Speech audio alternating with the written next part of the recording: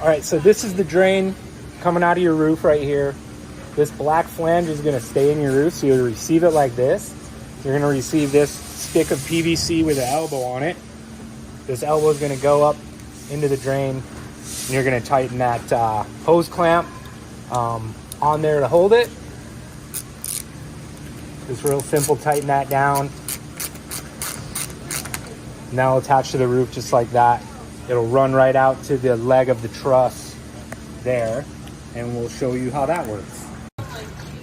So once you have the PVC running from the roof into the leg, you're gonna join it on this elbow right here and do the same thing. Just tighten the hose clamps down on that PVC, and this will be already attached to the pipe running down the leg to drain.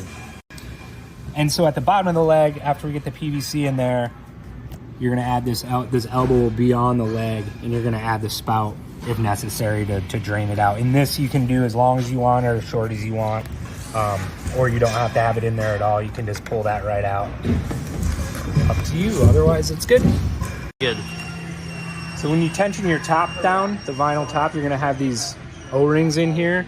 These straps will feed through those O-rings, creating a bit of a Y.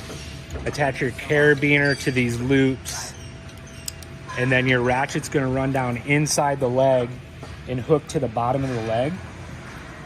And then it's just a simple ratchet strap right here that you're gonna use to tension down your roof. You just wanna make sure it's nice and snug so it pulls that roof right down snug, just like that. And then after that, your wall's gonna attach around the perimeter Velcro. Yeah,